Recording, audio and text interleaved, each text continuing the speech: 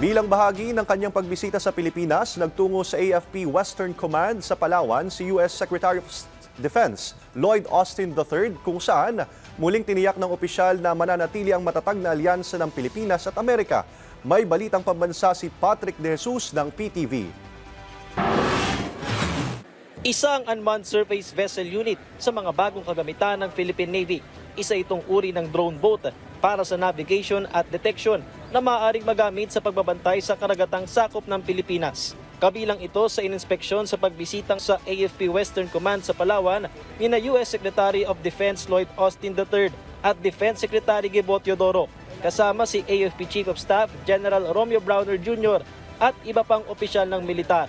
Ang drone boat ay bunga ng Defense and Security Assistance mula Amerika. Posible bang madagdagan ng ganitong uri ng modernong kagamitan ng AFP?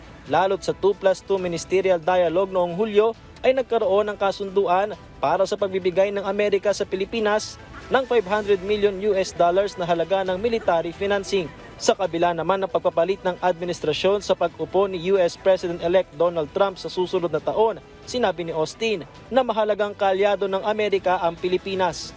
I won't speculate on any changes in policy or anything that the new administration may bring on board.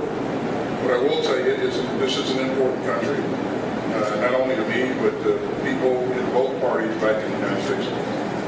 Si Teodoro, kumpiyansa na matatanggap ng Pilipinas ang military grant mula US. Tuloy yun. Kumpiyansado pa rin ako dahil pareho naman ang mga interest natin, hindi nagbabago yan.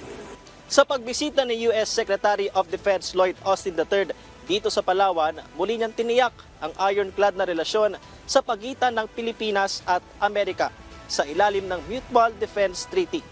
Ngayon ang kaapat na pagbisita ni Austin sa Pilipinas bilang US Defense Secretary bago siya tumulak patungong Laos para sa ASEAN Defense Ministers Meeting Plus. Nilagdaan niya at ni Teodoro ang General Security of Military Information Agreement o GSOMIA kung saan nagkaroon pa ng komento ang China.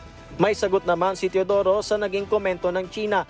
If you weren't paranoid, you wouldn't comment about it, insofar as I'm concerned, because it is something bilateral, United States and the Philippines.